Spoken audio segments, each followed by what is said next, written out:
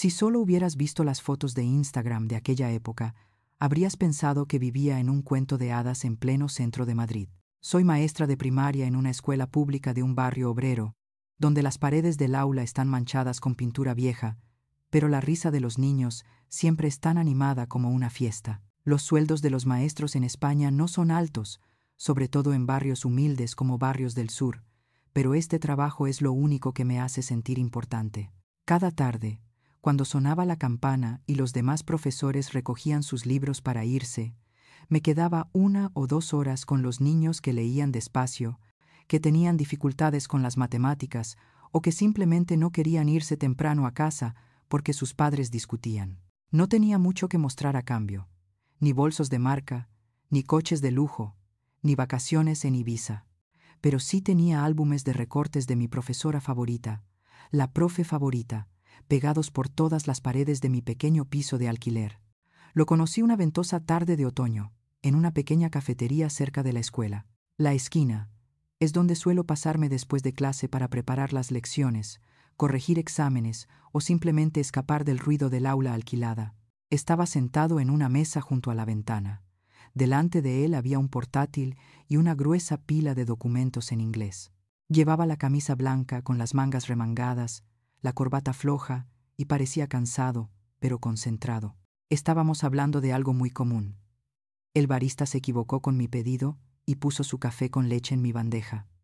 Se acercó a la mesa, algo confundido.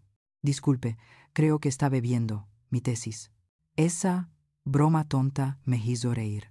De la disculpa por una taza de café, pasamos a largas conversaciones sobre educación, injusticia social y niños que no nacen en las familias correctas. Dijo que estaba estudiando un MBA, preparándose para incorporarse a la empresa familiar, pero que no quería solo ganar dinero y quedarse de brazos cruzados, que quería hacer algo significativo. Lo miré a los ojos cuando pronunció esas palabras brillantes, sinceras, y le creí. Le creí tanto que olvidé que estaba allí sentado, con una camisa impecablemente planchada, un reloj caro, y el portátil de última generación que yo tuve que comprarme ahorrando el sueldo de varios meses. Durante los primeros meses, parecía el hombre ideal con el que una maestra como yo solo podía soñar. Me escuchaba atentamente mientras le hablaba de mis alumnos, les preguntaba a cada uno su nombre, sus asignaturas favoritas y a qué le tenían miedo. Un día, apareció de repente en mi clase de ciencias con una maqueta de plástico del sistema solar. Los ojos de los niños se abrieron de par en par. Cuando lo presenté como su amigo, que viene a ayudarnos con una lección especial, toda la clase rompió a cuchichear. «Profe, ¿es tu novio?» «Señorita, ¿es este su novio?» Todos le llamaban profe guapo. Se sonrojaba, pero sonreía feliz, explicando pacientemente cada planeta, girando el globo terráqueo con las manos, fingiendo tener una voz grave, como la de un presentador de televisión. Ese día, los niños lo abrazaron, y yo me quedé en un rincón del aula, con el corazón enternecido, como si todos mis sueños sobre la familia, los hijos, el hogar, cobraran forma con más claridad que nunca. En otra ocasión, le hablé de un chico llamado Diego. Le encantaba tanto el fútbol que en cada descanso salía corriendo al campo con las zapatillas hechas trizas, con las suelas casi despegadas. Su familia no podía permitirse comprarle unas nuevas. Simplemente se lo conté, sin esperar nada a cambio. La semana siguiente apareció con una pequeña bolsa de deporte, para Diego. «Pero di que es del club de fútbol del colegio, no digas que es tuyo». «There longs phase into our». Eran unas botas nuevas, no las más caras, pero sin duda algo con lo que Diego jamás habría soñado. Al abrir la bolsa, sus ojos se iluminaron como si lo hubieran convocado a la selección nacional. Abrazó las botas contra su pecho, se giró hacia mí, y sin preguntar de dónde eran, susurró: «Profesor, le voy a marcar un gol». Momentos como esos me convencieron aún más de que había encontrado a la persona indicada. No solo hablaba de hacer algo significativo, sino que lo hacía. Se convirtió en parte de las historias que les contaba a mis alumnos. Empecé a imaginar una boda íntima, asistiendo juntos a las graduaciones de nuestros hijos, tardes de fin de semana paseando por el Parque del Retiro, tomados de la mano, hablando del futuro. Pero en ese panorama tan idílico hay algunas pequeñas grietas que no quiero ver. Cada vez que sonaba su teléfono y en la pantalla aparecía el nombre de mamá o papá, se levantaba y salía de la tienda a contestar. Al regresar, cambiaba rápidamente de tema. Le pregunté, ¿qué dijo tu madre? Oh, no es nada. Mi madre está un poco preocupada. Ya sabes, dijo sonriendo, pero con una sonrisa que pretendía zanjar cualquier pregunta. Una vez planeamos cenar en un pequeño bar de tapas que me gustaba, donde la comida era barata y el personal recordaba mi nombre porque iba allí todas las semanas. Pero con una llamada de su padre, el plan cambió inmediatamente a otro restaurante más digno del estatus de la familia. Dijo en voz baja, «A mi padre no le gustan los lugares demasiado comunes. Vayamos otro día al lugar que te gusta, hoy mejor hagamos lo que él quiere». Sonreí y dije, «Vale, vale». Pero por dentro, algo se detuvo. Cada vez que esto sucedía, me tranquilizaba a mí misma. Es solo una diferencia generacional. Después de casarnos, todo irá bien. Él me ama y ama mi trabajo. In fact, eyes as heaven. No me daba cuenta de que me estaba empequeñeciendo, poco a poco, para adaptarme al molde que él y su familia habían creado. Elegía vestidos más recatados. Hablaba menos de injusticia social en las comidas con sus amigos. Aprendí a reírme educadamente de las historias de viajes sobre Mallorca, Mónaco, Aspen, lugares que nunca había visitado y que probablemente no necesitaba conocer. El día que me propuso matrimonio fue como una película romántica. Una tarde en una azotea con vistas a la ciudad, luces amarillas que se extendían por los tejados de Madrid, una cajita con un anillo que brillaba en su mano. Lloré de emoción porque creía que, por fin, después de años de lucha, tendría un final feliz como todo el mundo. Unas semanas después, me dijo que había llegado el momento de que conociera a sus padres como es debido. En una cena especial, en un famoso restaurante de la zona de Salamanca, un lugar cuyo nombre ya me impactó por sus precios. Dijo, «Mis padres son un poco tradicionales. Simplemente sé tú mismo. Estaré ahí, a tu lado». Asentí con la cabeza. Pero la noche anterior a la cena, no pude dormir. Una vaga preocupación me invadía el corazón. Lo que yo no sabía era que aquella cena especial no era la puerta que se abría a la boda de mis sueños, sino la primera tormenta que arrasó con todas las ilusiones que alguna vez había atesorado. Esa noche Madrid estaba más fría de lo normal, pero me sudaban las palmas de las manos.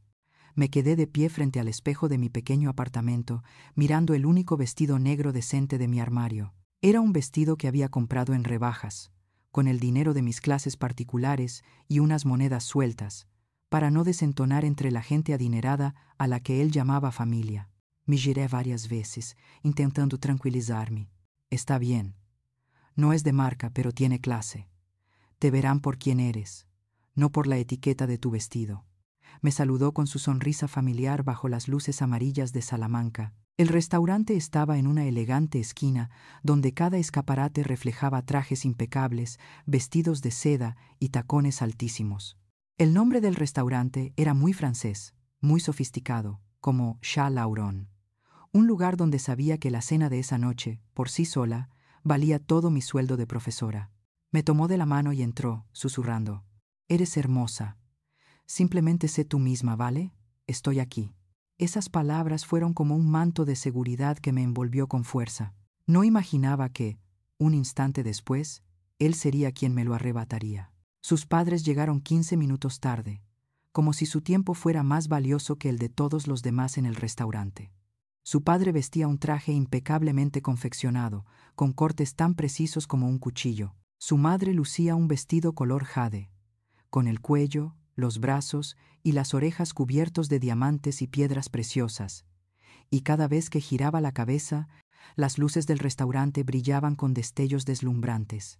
Me saludaron con sonrisas muy educadas, labios curvados, ojos fríos. La mano de su madre estrechó la mía, fría y dura como el metal. «Eres maestra, ¿verdad? ¿En una escuela pública?», preguntó con voz suave, pero con los ojos parpadeando como si percibiera algo extraño. «Sí, soy maestra de primaria en las afueras», intenté decir con el orgullo que siempre sentí por este trabajo. «Ah», asintió, con una sonrisa que se endureció. «Qué noble». A partir de entonces, la conversación giró en torno a temas ajenos a mí. Una villa de vacaciones en la Costa Brava, un viaje de esquí a Andorra, amigos que eran abogados, médicos y empresarios. De vez en cuando, intentaba colar alguna anécdota de estudiante. El otro día en tu clase, pero antes de que pudiera terminar, estaban hablando de la reforma de su segunda residencia en Marbella. Él se lo tomó a broma, como si ni siquiera se hubiera dado cuenta de que me estaba alejando de la conversación. Me repetí a mí misma: está bien, es solo la primera vez que nos vemos. Todavía no me conocen. Y luego llegó el postre. Trajeron el soufflé de chocolate, con la cuenta al lado, que me mareó solo con mirarla. Todavía estaba pensando en cómo elogiarlo con la suficiente elegancia cuando su padre dejó el cuchillo y el tenedor, se reclinó en la silla y me miró fijamente. Dime la verdad, hija, comenzó, con la voz cargada de la seguridad de una orden familiar. De verdad, ¿qué le ves a mi hijo? Me sorprendí un poco. Pensé que estaba bromeando, así que sonreí. Lo amo porque es amable, inteligente, me hace reír y... Levantó la mano e interrumpió. No, no, en serio. ¿Qué ganas casándote con ella? Porque desde mi punto de vista, las cosas pintan bastante bien para ti. Se me aceleró el corazón. ¿Qué significaba bastante bien? Dio un sorbo de vino y continuó, esta vez sin molestarse en ocultar nada. Una maestra de escuela pública. Todo el mundo sabe cuánto gana, sus préstamos estudiantiles, su familia. Probablemente no pueda aportar mucho para la boda. Y de repente se compromete con un tipo con un negocio familiar, una casa, un futuro seguro. ¿Cómo se llama eso fuera de aquí? Aquí, probablemente se le llame suerte. En otros lugares se le llama cazafortunas. La palabra cazafortunas resonó sobre la mesa como un cristal roto, afilada y punzante. Sentí como si me hubieran abofeteado en medio del restaurante. En mi cabeza gritaba: di algo. Dilo otra vez. Yo no lo hice, pero no pude abrir la boca. Me giré para mirarlo, como la última boya en medio de una ola embravecida. Lo único que necesitaba era que me dijera: papá, eres demasiado. Lo único que necesitaba era que me tomara de la mano, se pusiera de pie y dijera: ella no es así. Bajó la mirada hacia el soufflé, con el rostro enrojecido, claramente avergonzado. Vi cómo apretaba el tenedor con fuerza. El corazón me dio un vuelco de la emoción. Entonces se rió. Una risa forzada, resbaladiza como el aceite. Papá siempre es tan directo. Esa palabra dolió más que la de cazafortunas. Fue complicidad. Se puso del lado de quien me insultó, solo para evitar una discusión desagradable. Su padre aprovechó la oportunidad y continuó: mi hijo lo tiene todo. ¿Qué aportas tú además de un sueldo de profesor de decenas de miles al año? Eso es todo lo que pido. Protejo a mi familia. No te importa, ¿verdad? Ya no podía oír las palabras, el tintineo de los cubiertos, las voces a mi alrededor, la música de fondo. Todo era una cacofonía caótica y lejana. Solo su voz resonaba en mi cabeza, repitiendo las palabras: cazafortunas, nómina, no aporta nada. Miré a mi alrededor. Muchas miradas habían comenzado a posarse en nuestra mesa, miradas curiosas, una pequeña alegría secreta de personas que estaban demasiado familiarizadas con el escenario de la familia del novio, interrogando a la futura novia. Mientras tanto, él, la persona que una vez creí que estaría a mi lado frente al mundo, permaneció en silencio, limitándose ocasionalmente a pronunciar frases sin sentido para cambiar de tema. Papá, creo que el soufflé de aquí es el mejor de Madrid. Deberíamos hablar del viaje de verano. Sentí un crujido en el pecho. No fue mi corazón, sino algo más. Mi orgullo. Mi mano rozó el anillo en mi dedo anular. 2 quilates de diamante brillante, algo que había admirado a la luz, pensando que simbolizaba el amor eterno. Ahora lo sentía tan pesado como una cadena. Respiré hondo. Sorprendentemente mi voz sonó tranquila al hablar. Creo que ha habido un error. Nunca le pedí nada a tu familia. Pago mi propio alquiler, mis propios préstamos estudiantiles, y pensaba pagar la mitad de la boda. Lo amo a él, no a su cuenta bancaria. Su padre se burló. Suena muy noble. Pero, ¿de dónde viene el dinero? De esta casa. En ese momento lo comprendí. Ninguna palabra podía cambiar su mirada. A sus ojos, yo solo era una chica de clase baja que intentaba ascender socialmente a través del matrimonio.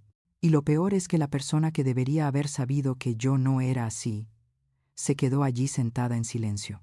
Me quité el anillo del dedo. La mesa quedó en silencio. Lo coloqué con cuidado junto al plato del soufflé, que seguía intacto. Gracias por la cena, dije, mirando primero a su padre, luego a su madre y finalmente a él. Y gracias por mostrarme en qué clase de mujer podría convertirme si me quedara. Nadie tuvo tiempo de decir nada. Me levanté y acerqué mi silla a la mesa para no hacer mucho ruido. Cada paso sobre el suelo de mármol resonaba con fuerza en mis oídos. No me giré. No quería ver la lástima, o peor aún, el alivio, en sus rostros. Solo cuando la puerta del restaurante se cerró tras de mí, me di cuenta de que estaba temblando. El viento frío de afuera me despertó. No llamé a un taxi de inmediato. Caminé por las calles elegantes, donde los escaparates exhibían vestidos que costaban más que mi salario anual. En mi cabeza, dos voces discutían constantemente.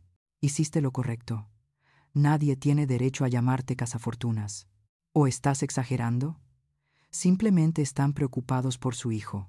¿Quién no querría que su hijo se casara con alguien digna? Al llegar al apartamento, me quité los zapatos y me dejé caer en el sofá sin encender la luz. La habitación estaba oscura, salvo por la luz de las farolas que se filtraba a través de las cortinas. La caja de revistas de bodas en la esquina, las servilletas de prueba de color, las hojas de papel donde había anotado ideas para la decoración de la mesa. Todo me miraba acusadoramente. Abracé mi almohada y lloré hasta que se me hincharon los ojos. Mientras lloraba pensé, ¿qué tal si vuelvo mañana? Me disculpé por irme. Dije que intentaría arreglar las cosas. Lo amo. ¿Acaso el amor propio es suficiente sustituto de un futuro seguro? No recuerdo cuándo me quedé dormida. Solo recuerdo despertarme al amanecer, todavía con mi vestido negro arrugado, el rímel corrido alrededor de los ojos y el cuerpo dolorido como si hubiera estado corriendo toda la noche. Pensé que ahí terminaría todo. Una cena de pesadilla, una relación fallida, una noche en vela llena de lágrimas. Pero entonces, justo cuando terminé de prepararme mi primera taza de café de la mañana, se oyó un fuerte golpe en la puerta. La visita no solo trajo flores y una disculpa, sino que también desató una nueva guerra, en la que no solo se ofendería a mi amor, sino que mi carrera también se convertiría en blanco de ataques. Esa mañana, los golpes en la puerta fueron tan insistentes que pensé que alguien iba a derribarla. Aún llevaba el vestido negro de anoche, el rímel corrido bajo los ojos y la mano temblando mientras sostenía la taza de café. Una parte de mí quería fingir que no estaba en casa, pero los golpes en la puerta se hicieron cada vez más fuertes. Sé que estás ahí dentro. Por favor, abre la puerta, por favor. Su voz, ronca, desesperada. Respiré hondo.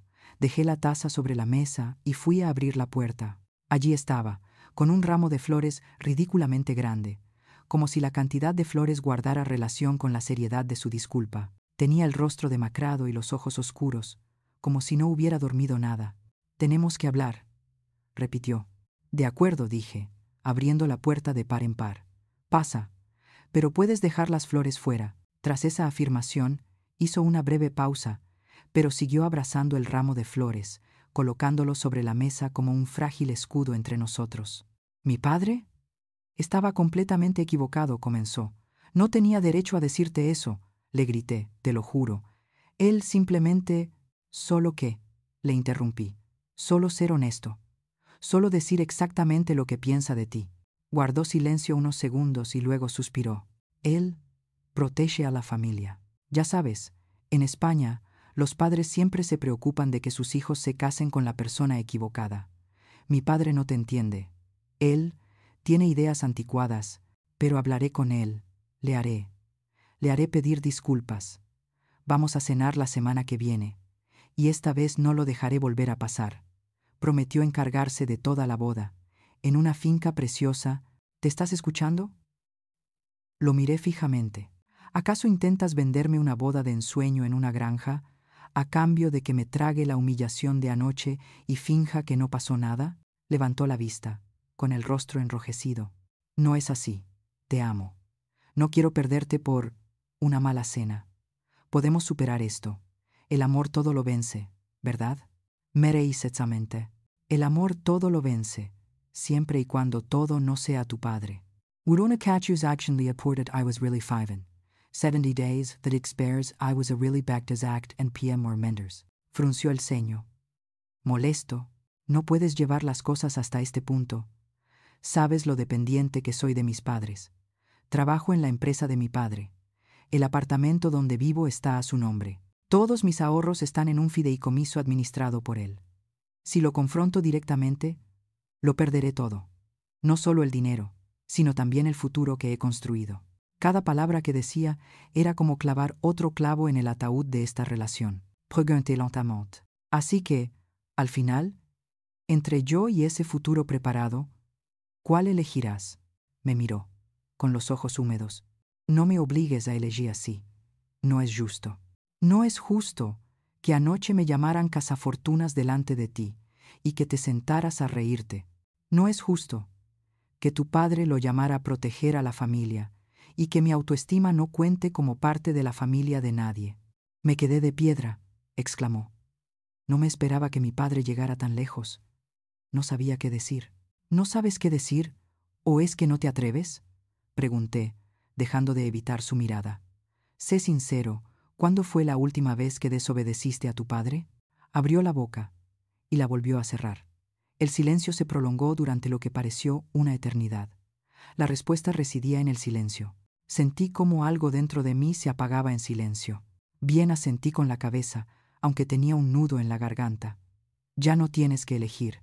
Elegiré yo por ti. Retiré mi mano de la suya y di un paso atrás. No puedo casarme con alguien por quien tenga que rezar. Espero que esta vez me defienda. No quiero pasarme la vida preocupándome por a quién acudirás primero, a tu padre o a mí. Así que, mejor lo dejamos aquí. Quedó atónito. ¿Me estás dejando? ¿Por culpa de la cena? No por una sola cena, susurré. Para toda mi vida, si no me detengo en esa cena. Intentó decir algo más. Sacó la caja del anillo y repitió. Dame otra oportunidad. Lo demostraré. No tomes decisiones precipitadas cuando estés enfadado. Pero yo simplemente abrí la puerta y dije la última frase. Vete a casa. Por primera vez en esta relación, te elijo a ti. La puerta se cerró. Y desde ese día en adelante, mi teléfono se convirtió en un campo de batalla. Los días siguientes, en cada recreo, mientras inclinaba la cabeza para corregir exámenes, la pantalla se iluminaba. Yo lo llamó, no hice caso. Los mensajes de voz empezaron a acumularse. El primer mensaje de voz, con voz temblorosa, se disculpó. Prometió hablar con su padre y prometió poner límites. Tercer y cuarto mensaje. Empezó a regañarme suavemente, diciéndome que estaba exagerando, que mi padre era de otra generación. Hablaban de forma más brusca pero sin malas intenciones. Para el séptimo mensaje, su voz estaba llena de irritación. He hablado bien de ti con tus padres, pero tienen sus razones. ¿Quién quiere que se aprovechen de su hijo? No puedes esperar que la gente te crea solo porque digas que no eres una interesada. Necesitas madurar un poco y aprender a aceptar las diferencias. Peor aún que esas palabras, fue el mensaje de voz de su madre. Su voz era dulce como la miel, pero cada palabra resumaba un ácido latente. Hija mía, entiendo que, como mujeres, todas tenemos amor propio. Pero, ¿estás segura de que no dejas que tu orgullo arruine tu futuro? Mi hijo te quiere mucho, pero todo matrimonio requiere concesiones. Aquí, sobre todo en España, una nuera debe saber ceder ante la familia de su marido. No conviertas un pequeño problema en una tragedia. Llámala. No seas terca. No es para tanto.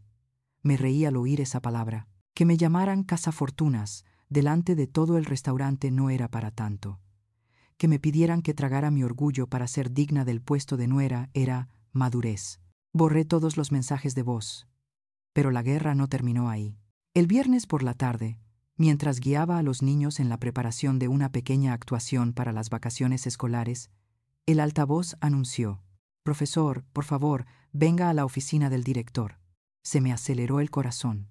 Miré a mi compañero. Le pedí que vigilara la clase y seguí caminando por el pasillo. Cada paso resonaba en el suelo de baldosas como un martillo cerrando la puerta al futuro que había elegido. Mi directora, la señora Alonso, tenía unos 60 años, el pelo plateado recogido con esmero y unos ojos severos que irradiaban seguridad. Me invitó a sentarme y cerró la puerta con suavidad. «Que ocurre?» Intenté sonar tranquila. Me miró fijamente durante un largo rato y luego dijo sin rodeos: «Esta mañana un hombre llamó a la escuela.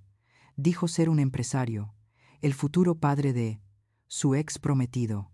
Sentí cómo se me iba la sangre de la cara. Habló con cortesía, continuó, muy amablemente. Pero el contenido no tenía nada de cortés. Expresó profunda preocupación por tu estado emocional inestable. Dijo que tenías un comportamiento explosivo, cambios de humor severos, que quizás no sería seguro que trabajaras con niños. Cada palabra fue como un puñetazo. Me atraganté. Yo nunca. Lo sé, interrumpió con firmeza. Llevo 3 años observándote. Eres una de las profesoras más constantes aquí. Tus clases siempre van bien. Los padres nunca se quejan. Los alumnos, ya sabes cuánto te quieren. La miré, con los ojos ardiendo. Le pregunté, ¿tiene algún ejemplo concreto? ¿Algún registro, hecho, testigo, algo? Guardó silencio. Luego dijo que era una corazonada. Fui muy claro. Aquí no despedimos a profesores basándonos en las corazonadas de un hombre. Me reí, pero mi risa fue desafinada. Pero debo decirle, dijo con severidad, que esto es acoso.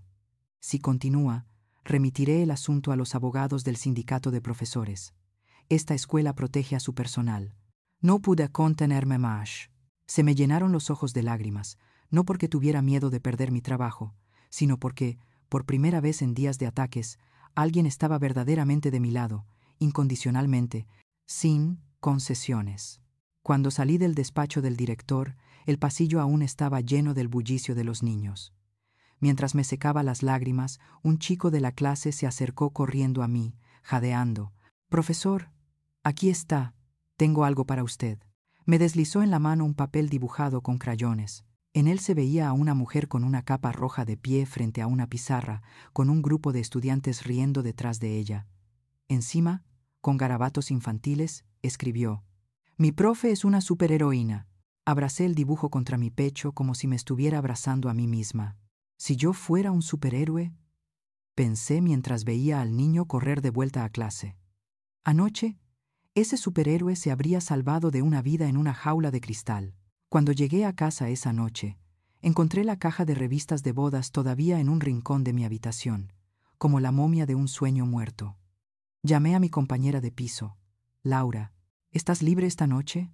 Si se trata de beber y hablar mal de los hombres, siempre estoy disponible», respondió de inmediato. Subimos la caja de revistas a la azotea, usando una vieja olla de metal como estufa improvisada. El aire de la noche madrileña era frío, pero mi pecho empezó a calentarse. «Vamos a tener una ceremonia, ¿vale?», dijo Laura, encendiendo una cerilla. La versión de la ceremonia de despedida que creías que tenías que tener para tener una boda perfecta a ojos de los demás y ser feliz. Arrancamos todas las páginas de la revista y las arrojamos al fuego. Vestidos de novia vaporosos, flores de boda blancas impolutas, salones lujosos, novios con trajes brillantes. «Adiós, finca de lujo», dije, arrojando el folleto de la villa. «Adiós, suegra con diamantes que mira por encima del hombro a la gente», añadió Laura entre risas. «Adiós a todas esas cosas de solo ten paciencia», susurré, observando cómo la llama lamía el borde del papel. El humo se elevaba, trayendo consigo el olor a papel quemado y una sensación de ligereza en el corazón. Ya no sentía que había perdido mi futuro. Sentía que había recuperado la vida que casi había entregado a una familia dispuesta a destruir mi carrera solo por ganar una batalla de orgullo. Pensé que, después de quemar las revistas y borrar los mensajes de voz, la guerra terminaría. Su padre se cansaría, dejaría de llamar y todo se desvanecería en el pasado como una pesadilla que se desvanece. No esperaba que la siguiente persona en contactarme de forma proactiva no fuera él, ni su padre, sino la mujer que pensé que estaría al otro lado de la línea de batalla durante el resto de mi vida, su madre. No creí que volvería a oír su voz, y mucho menos que me llamaría.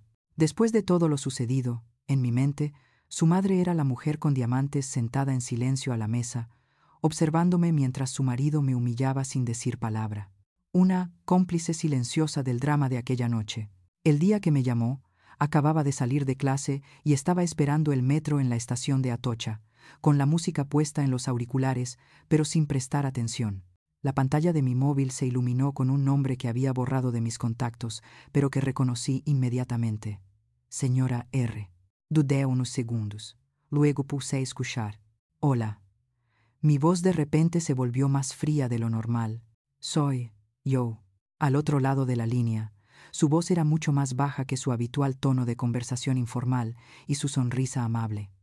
Su madre. Guarde silencio. Sé que no quieres oírlo, pero solo voy a hacerte una pregunta. Respiró hondo. ¿Puedes venir a verme? A tomar un café, en algún sitio donde te sientas cómoda. Hay algo que necesito decirte, no como madre, sino como mujer.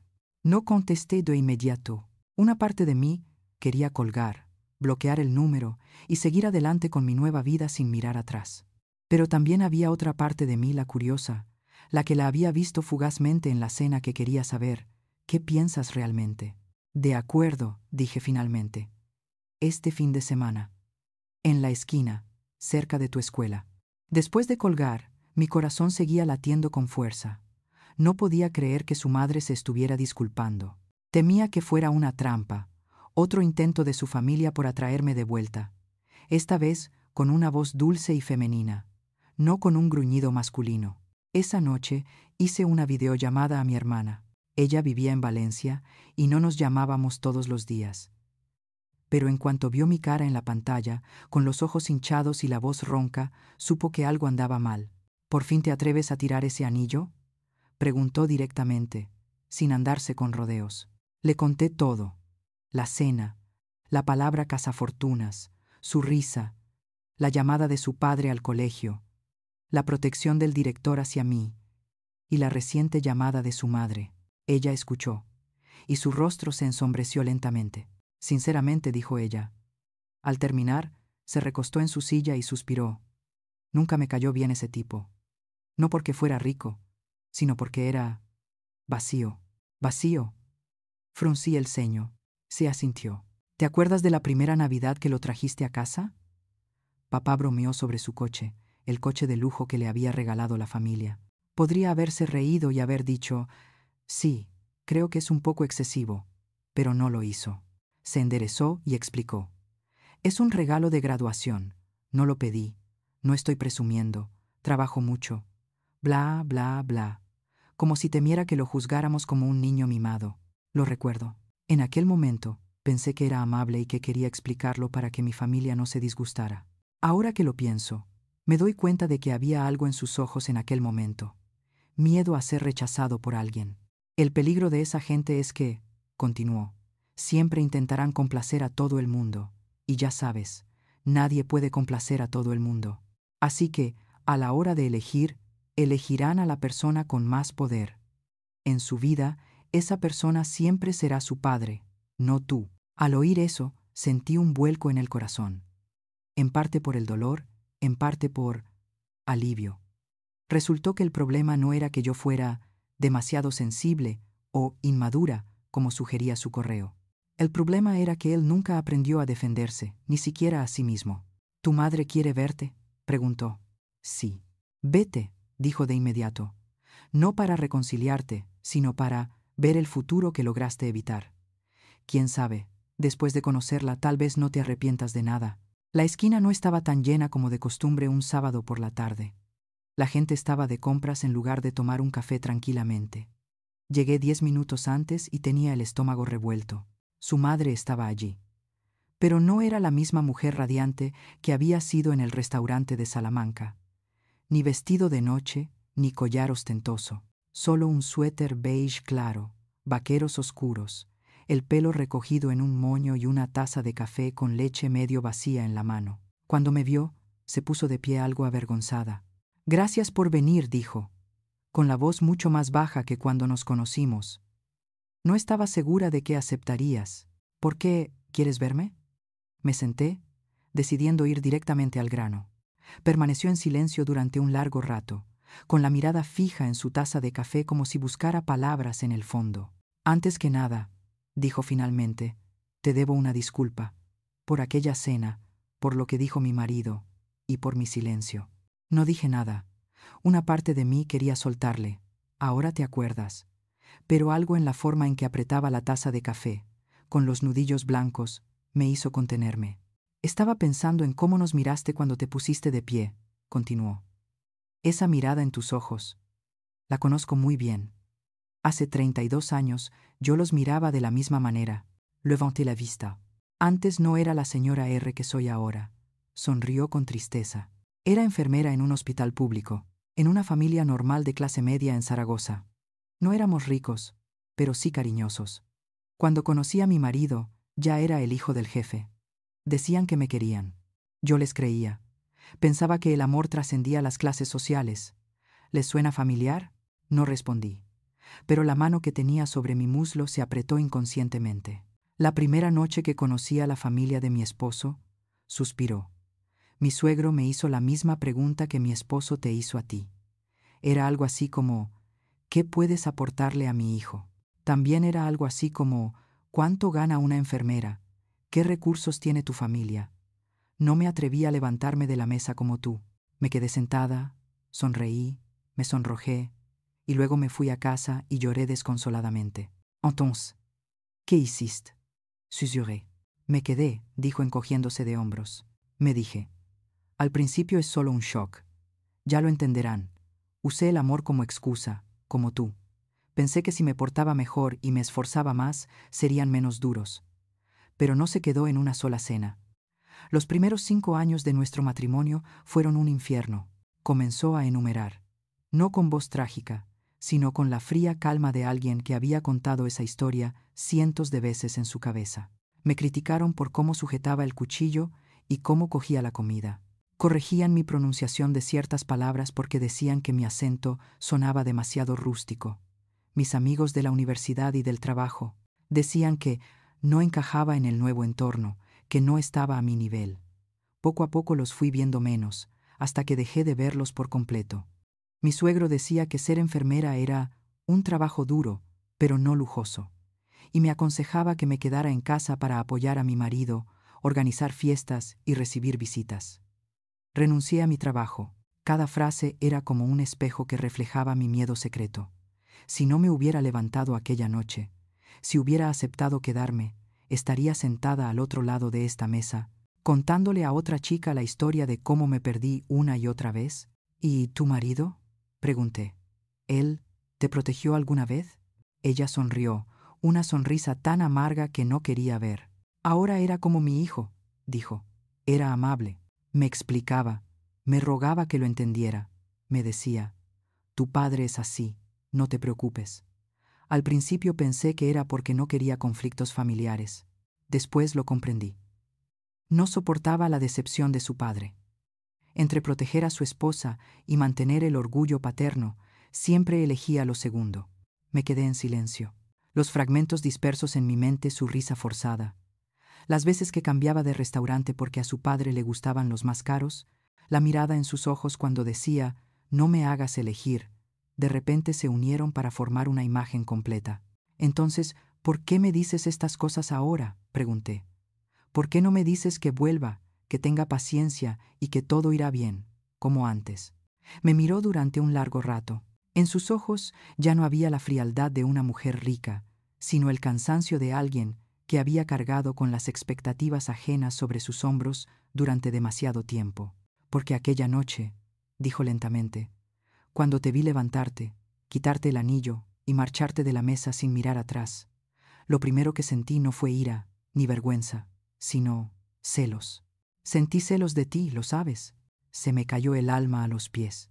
Siento celos porque has hecho lo que yo no me atrevía a hacer hace 32 años, continuó con voz temblorosa. Tú elegiste tu dignidad. Yo elegí vivir a la sombra de una familia aparentemente perfecta. Pagué con mi juventud. No quiero que otra mujer siga mis pasos, aunque sea la novia fallida de mi hijo.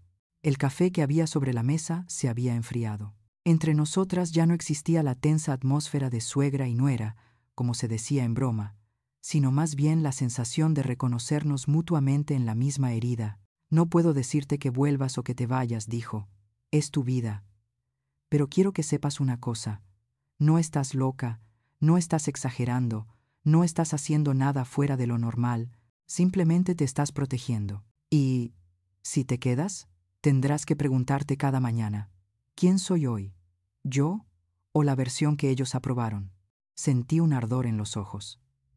En los últimos días Había escuchado a mucha gente decirme que era demasiado sensible, inmadura, que no entendía las diferencias generacionales. Esta era la primera vez que alguien, y era su madre, lo decía tan directamente. Hiciste lo correcto. Nos quedamos allí un rato, sin decir nada, simplemente escuchando el sonido de las cucharas golpeando las tazas en las mesas de al lado. Antes de levantarse, añadió: me apunté a un curso de acuarela en el centro cultural cerca de casa, 2 veces por semana. Sonrió levemente. Mi marido cree que voy a yoga. No estoy preparada para discutir con él sobre dibujos infantiles. Pero cuando vuelvo a coger el pincel, siento que sigo ahí, que no estoy del todo muerta. Sonreí, sintiéndome un poco más ligera por primera vez en semanas. Espero. Me miró fijamente por última vez. Que no tengas que esperar otros 30 años para encontrarte a ti misma como yo. Quizás fue esa reunión la que finalmente me impulsó a firmar el documento con el que solo me había atrevido a soñar. Contrato de compraventa de vivienda. No compré una villa, ni un apartamento de lujo en el centro. Elegí una casita a las afueras de Madrid, en una calle tranquila, llena de naranjos. Tenía solo 2 dormitorios, un pequeño salón, una cocina antigua que necesitaba reformas, pero un diminuto jardín en la parte de atrás. Espacio suficiente para unas macetas de tomates, algunas rosas y una vieja mesa y sillas de madera para sentarse a tomar café por la mañana. El depósito provenía de lo que se suponía que se usaría para el vestido de novia, la fiesta nupcial y la luna de miel. El día que me levanté para firmar los papeles, me temblaban las manos. No había música melodiosa, ni aplausos de película. Solo el sonido de la pluma sobre el papel y las secas palabras del empleado del banco. Felicidades, esta es tu casa a partir de ahora. Mi casa, no la casa de la nuera de esa familia, ni el apartamento, a nombre del futuro suegro. Un lugar donde nadie tiene derecho a llamarme interesada y luego pedirme que me ría. En los días siguientes viví en un mundo de cajas de cartón, cinta adhesiva y listas de tareas. Cambiar de domicilio, cancelar contratos de alquiler antiguos, repartir mis pertenencias. Con cada doblez de ropa, con cada libro que empaquetaba, me encontraba despojándome de capas de mi antigua versión. La chica que una vez se había encogido para adaptarse al molde de otra persona.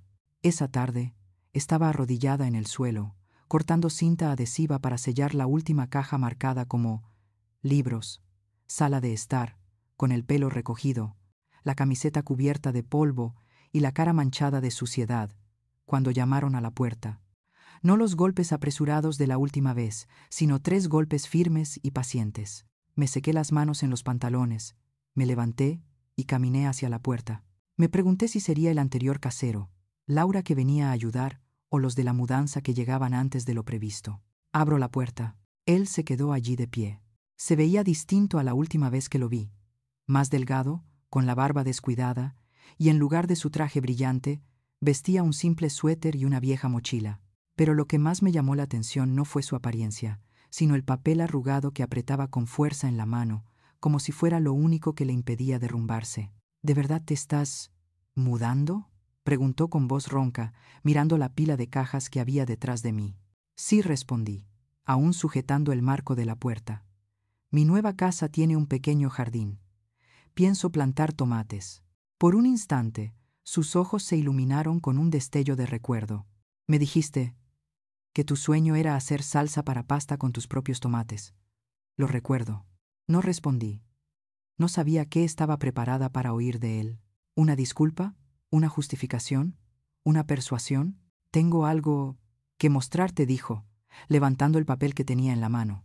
Y hay algo que necesito decir. No como el hijo de mi padre, sino, por primera vez, como yo mismo. Me quedé allí de pie, en medio de la puerta. Detrás de mí había cajas preparándose para una nueva vida. Delante estaba la figura anciana con un trozo de papel que podía cambiar de nuevo la forma en que lo miraba. Respiré hondo y abrí la puerta a unos centímetros. Bien, dije. Pasa. Esta vez hablaremos. Pero no para volver a como eran las cosas antes. No sé qué ponía en ese papel. No sé qué perdió para atreverse a volver a llamar a mi puerta. Pero de algo estoy segura. La persona que hoy le abrió la puerta ya no es la que temía perder su boda. Y es desde ese umbral que comienza el viaje de volver a amar. no solo amar a los demás, sino también aprender a amarse a uno mismo. El papel que llevaba consigo aquel día era más que una simple carta. Era como un certificado de defunción para su antiguo yo. Me senté en el sofá, con las manos aún cubiertas de polvo de las cajas de cartón. Él se sentó frente a mí, ligeramente encorvado, como si se disculpara con mi nueva habitación, no solo conmigo. Leí esto, dijo, entregándote el papel arrugado. Era una carta de su padre. La letra era autoritaria, más imperativa que persuasiva. Maldito traidor, después de todo lo que construimos, ¿lo tiraste todo por la borda para ir tras esa profesora?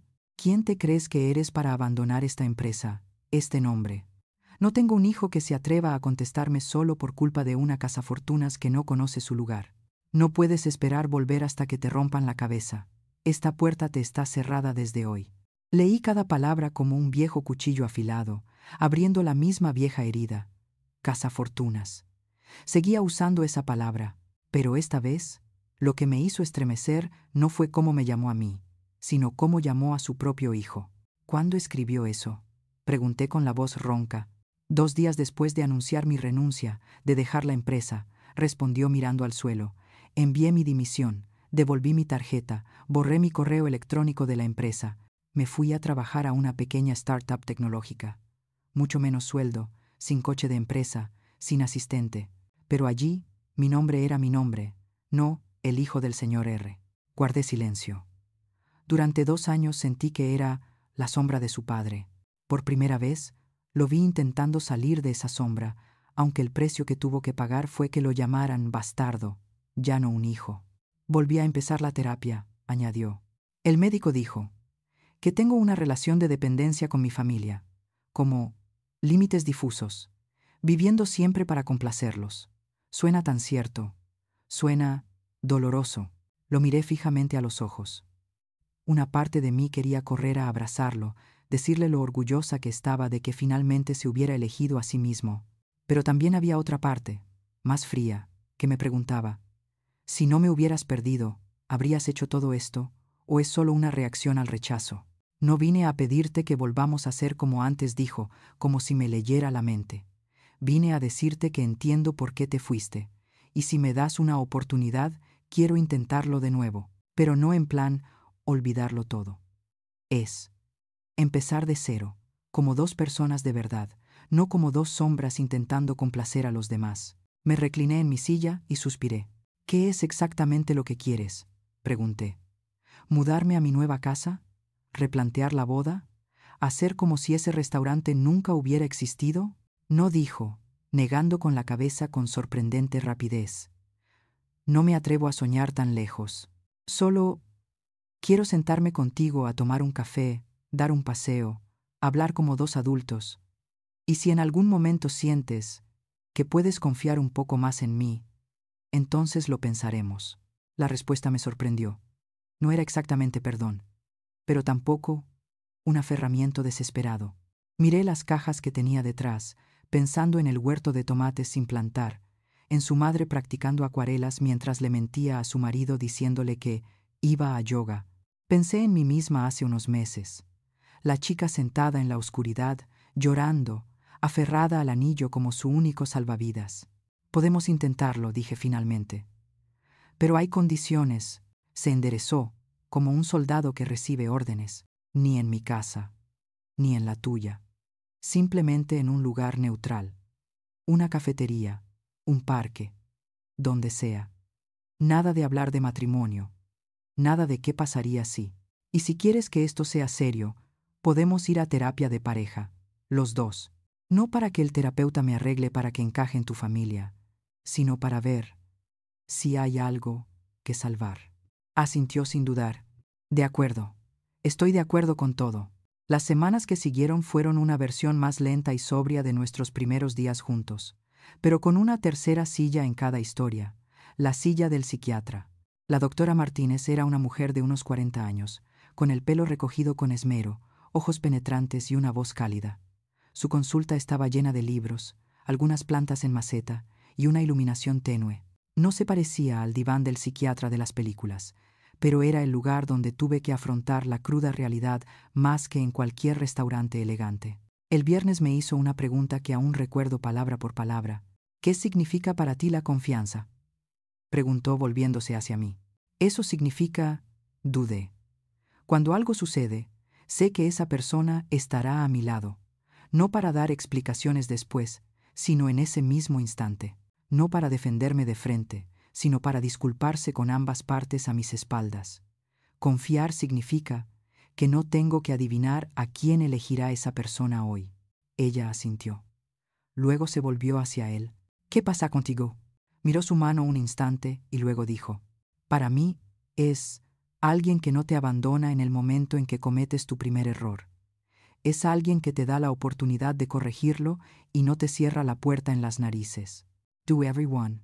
Entonces dijo el doctor Martínez, juntando las manos y reclinándose: tenemos a dos personas que buscan cosas distintas en la confianza. ¿Tú quieres que te defienda?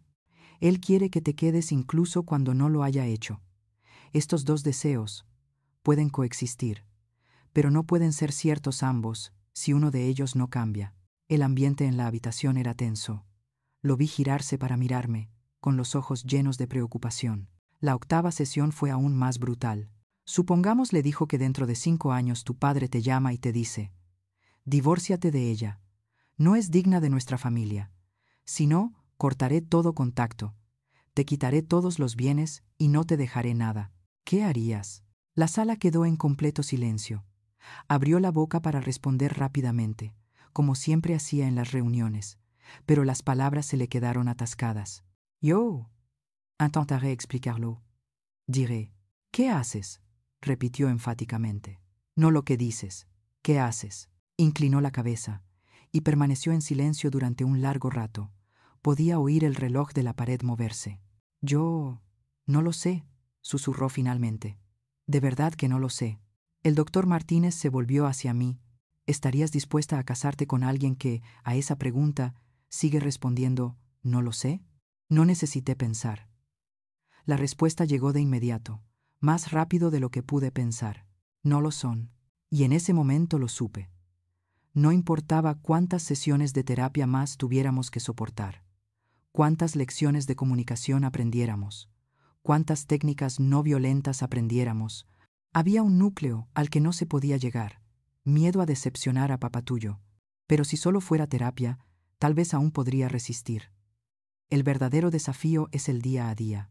Un domingo por la tarde, nos sentamos en el Parque del Retiro, en un banco de madera con vistas al lago, cada uno con un café para llevar. Hablamos de cosas triviales: los niños en el colegio, su nuevo proyecto empresarial, el jardín donde yo estaba plantando mi primera albahaca. Su teléfono vibró. En la pantalla apareció la palabra papá. Lo miré. Él miró la pantalla. Vi que le temblaban ligeramente las manos. Colgó. No hubo respuesta. Dejó el teléfono boca abajo sobre la mesa. ¿No me oyes?, pregunté. Estoy aquí contigo, dijo con una voz inusualmente firme. Esta vez, tú eres la prioridad. Por unos segundos, mi corazón se enterneció. Fue un pequeño gesto, pero para él probablemente fue una revolución personal. Pero al mismo tiempo, en algún lugar más profundo de mí, otra voz habló. Apagaste el teléfono hoy. ¿Y mañana? ¿Y el año que viene? ¿Cuando no esté aquí sentada mirándote? Sonreí, pero pude percibir el cansancio en mi sonrisa. Me di cuenta de que ya no disfrutaba del momento presente. Lo analizaba, lo diseccionaba, lo calificaba como un juez, bueno, pero no lo suficiente como para creerlo. Cuanto más nos vemos, más me doy cuenta de que no estoy enamorado de nuevo, pero sí estoy enamorado de nuevo. Mirar observaba cada una de sus reacciones, cada palabra. Cuando me daba la razón, me preguntaba: ¿lo dice en serio o solo está evitando el conflicto? Cuando le decía que no a mi padre, me preocupaba. ¿Podrá soportar este sentimiento por mucho tiempo, o un día se arrepentirá y dirá: ¿lo perdí todo por tu culpa? Gradualmente, en cada abrazo, en cada apretón de manos, mantuve una distancia invisible, como si siempre estuviera en la salida de emergencia, con un pie dentro y otro fuera. Él también estaba cansado. Lo veía en sus ojos cada vez que salíamos de la sala de terapia. Alivio por haberlo dicho y agotamiento, como si hubiera escalado una montaña sin cima a la vista. Nuestra última cena fue en la cocina con la que había soñado mucho antes de que él apareciera. Preparé pasta, como me había prometido. Salsa de tomate con los primeros tomates de la huerta. Sofreí cebolla y ajo. Añadí los tomates y el aroma inundó la casa. Cubrí la mesita del comedor con un mantel y coloqué 2 velas sencillas del supermercado. No para crear un ambiente romántico, sino porque me encantaba la suave luz amarilla de las velas en la pared. Llegó puntual, con una botella normal de vino tinto, no la cara de la que tanto presumía su padre, sino una que, según dijo, tenía buena pinta por las críticas. Comimos, elogiamos la comida y charlamos de cosas triviales. Todo era extrañamente tranquilo. Quizás sea precisamente por esa paz que la verdad resulta más evidente. Durante la cena, me di cuenta de que estábamos representando una obra sobre una pareja que ha superado las dificultades. Sabíamos qué decir, qué no decir, cuándo reír, cuándo guardar silencio. Todas las habilidades de comunicación que enseñan los libros y los médicos. Pero en algún lugar, el amor salvaje, instintivo y sin reservas, había muerto. Cuando terminamos de recoger los platos, se sentó en el sofá, haciendo girar su copa de vino. Yo me senté frente a él, sin música, sin televisión, solo el sonido del reloj. «Nos estamos esforzando mucho, ¿verdad?», comencé. Sí, respondió con una sonrisa cansada. «Nunca me he esforzado tanto por tener una relación. Hicimos todo lo que la gente decía que era correcto». Bajé la mirada a mis manos. Terapia, hablar, poner límites, darnos tiempo, y sin embargo, «Y aún así, sigues sin creerme», dijo, pero su voz no denotaba reproche, sino aceptación. «Y yo sigo sin estar segura de sí. Si mi padre me llama mañana, no estaré temblando». Esa frase me hizo un nudo en la garganta, porque era tan seria, tan real. «Sabes», respiré hondo. «Me he dado cuenta de que, cada vez que discutimos, ya no tengo miedo de perderte. Tengo miedo de perderme a mí misma. Tengo miedo de que un día, por amor, vuelva a ceder, a traspasar mis límites otra vez, y entonces me odie. No quiero odiarte, pero tampoco quiero volver a odiarme a mí misma». Apoyó los codos sobre las rodillas, con las manos entrelazadas, mirando al suelo. «También me di cuenta», dijo lentamente, «de que necesitaba aprender a vivir sin la aprobación de mi padre. Pensé que volver contigo demostraría que había cambiado, pero cuanto más intentaba demostrarlo, más sentía que te estaba usando como un espejo para mirarme a mí mismo. Eso no era justo para ti». Nos quedamos en silencio durante un largo rato. Entonces dije lo que ambos habíamos estado pensando, solo que yo lo dije primero. «Esto ya no funciona, ¿verdad?». No preguntó, «¿Qué es esto?». Lo sabía. Asintió con la cabeza, con los ojos humedecidos. Ya lo sabía de sesiones anteriores, pero soy un cobarde. No me atrevo a mencionarlo. Sonreí, esta vez sin amargura, solo con una tristeza que se atenuaba. «Esta vez déjame elegir. Pero ya no se trata de elegirte a ti ni a tu padre. Se trata de elegirnos a nosotros, o de elegir que cada uno siga su propio camino». Él me miró, y en ese momento volví a ver al niño de la esquina. Sus ojos sinceros, sin reservas. «Creo», dijo en voz baja, «que somos como 2 líneas paralelas. Intentamos doblarlas para que volvieran a encontrarse, pero cuanto más las doblamos, más se distorsionan. Si seguimos intentándolo, al final nadie reconocerá quiénes somos». «Paralelo». «No se encuentra», susurré. «Pero seguimos yendo en la misma dirección», dijo. «Quizá simplemente ya no juntos». Nos abrazamos. No el abrazo aferrado de 2 personas a punto de separarse, sino el abrazo de despedida de 2 personas finalmente lo suficientemente maduras como para admitir, el amor no siempre significa quedarse.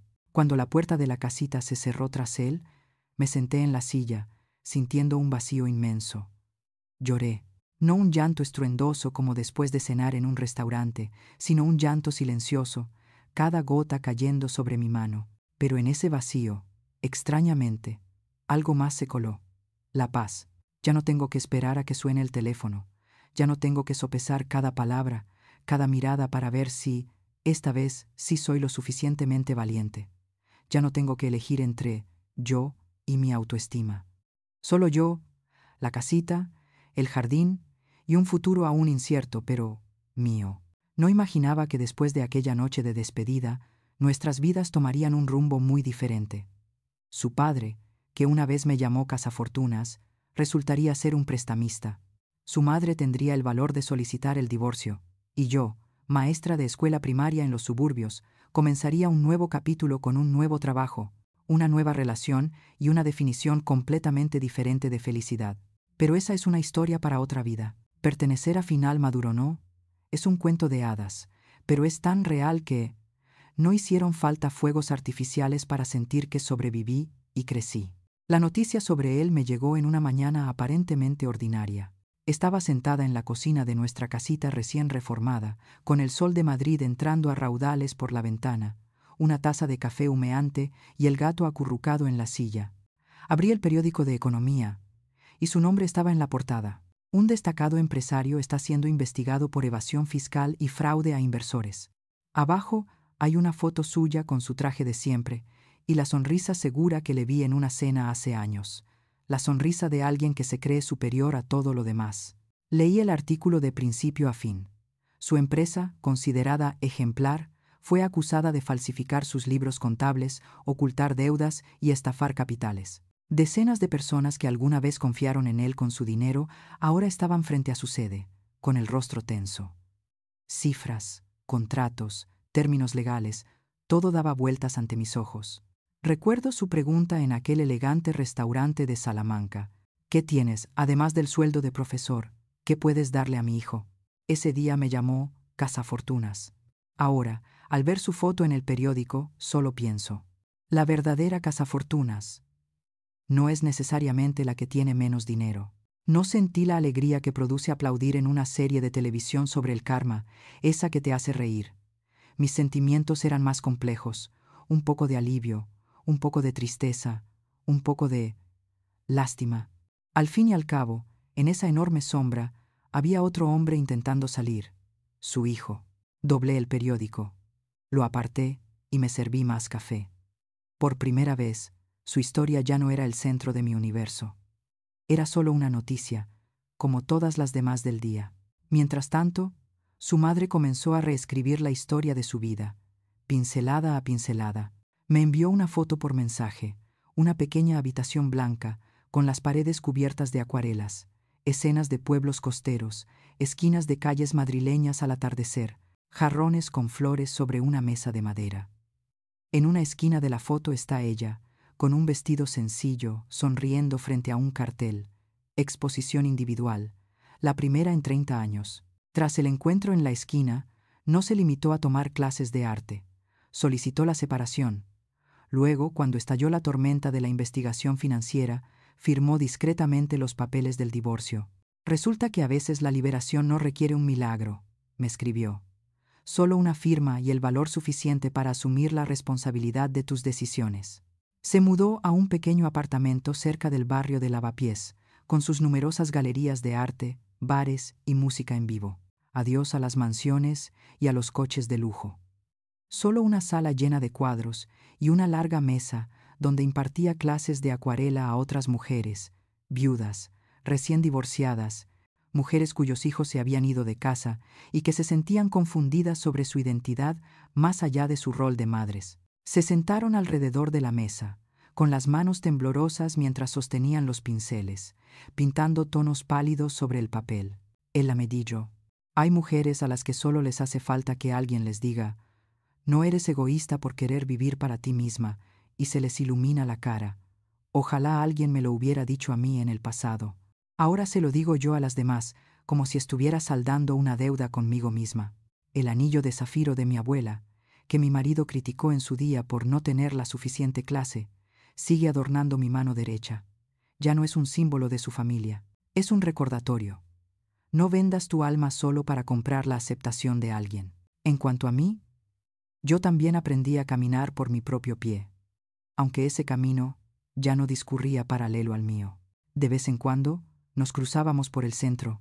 Madrid no es tan grande como parece. Una vez lo vi en otro café, con el pelo más corto, la cara bronceada y la sudadera de su nueva startup. Parecía más ligero, como alguien que se hubiera quitado una maleta tan pesada que pensara que tendría que cargarla el resto de su vida. Relató brevemente. La nueva empresa era pequeña pero flexible. Podía decidir sus propios proyectos y debatir sin tener que consultar la opinión de su padre. Su padre, tras las investigaciones, cortó todo contacto, tal como había amenazado. Pero esta vez no corrió a disculparse para que lo readmitieran.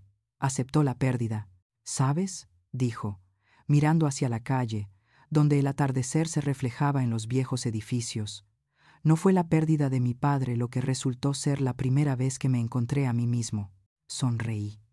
Entre nosotros ya no existía el enredo de exparejas, de responsabilidades, de imposiciones. Solo quedaba un respeto silencioso por alguien que había pasado por mi vida, causándome dolor, pero también haciéndome crecer. Después me contó que estaba comprometido, no con la chica perfecta a ojos de sus padres, sino con una compañera de su nueva empresa, alguien con una infancia normal, de una familia de clase media, ni demasiado rica ni demasiado exigente. Nos parecemos en eso, dijo. Todos sabemos quiénes somos. Ya no tenemos que demostrárselo a nuestros padres. Esta vez, no necesito que alguien sea valiente por mí. Necesito a alguien que camine a mi lado, y en cuanto a la valentía, la llevaré yo mismo. Me sentí aliviada al oír eso. Por eso digo que no todas las rupturas son un fracaso.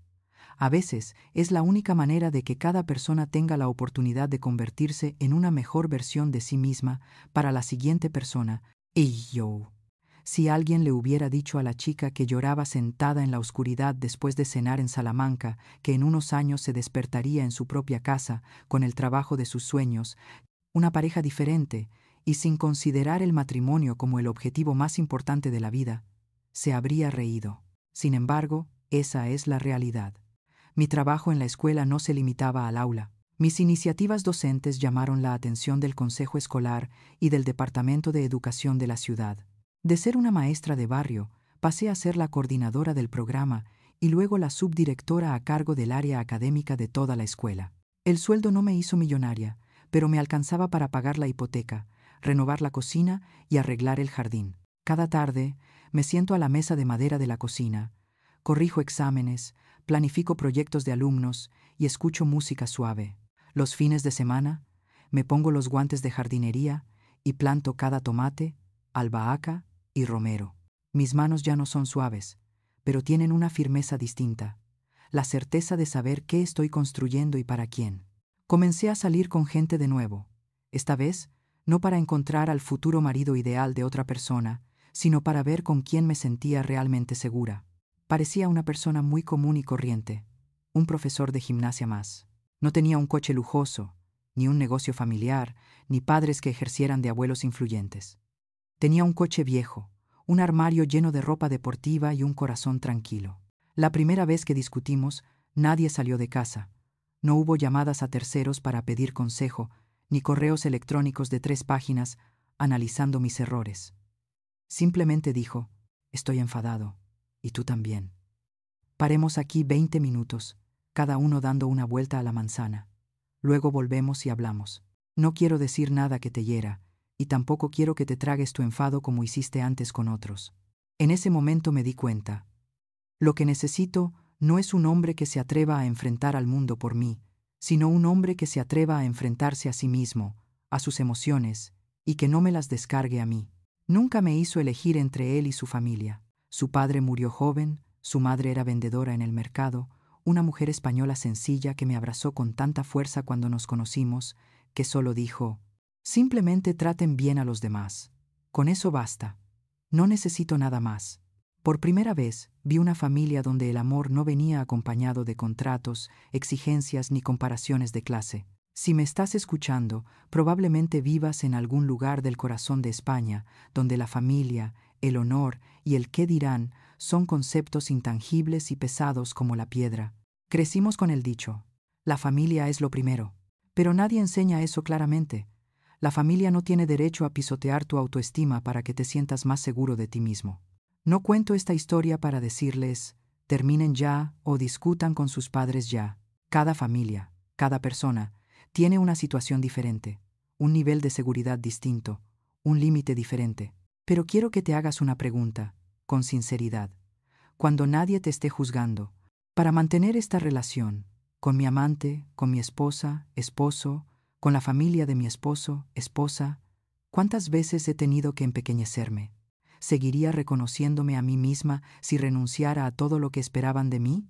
Si la respuesta te emociona hasta las lágrimas, tal vez sea el momento de sentarte en tu propia mesa de Salamanca, no necesariamente en un restaurante elegante, sino más bien en la mesa de tu cocina, en tu sala de estar, en el chat familiar, y preguntar, ¿a quién se protege aquí? ¿Al amor o al ego de alguien que siempre quiere tener razón? Tener el valor de abandonar un lugar que ya no te respeta no es una traición. Es otra forma de renacer, esta vez, por tu cuenta, sin un príncipe azul. Y si alguna vez has tenido una cena de pesadilla como la mía, en la que te diste cuenta de que ya no pertenecías a esa mesa, debes saber que no estás solo. Cuéntame tu historia en los comentarios. Quién sabe, la próxima historia que contaremos juntos en este canal será tu viaje para levantarte, quitarte el anillo de la mano y salir por la puerta de lo que parecía ser la felicidad, para encontrar una vida más pequeña, pero que es tuya.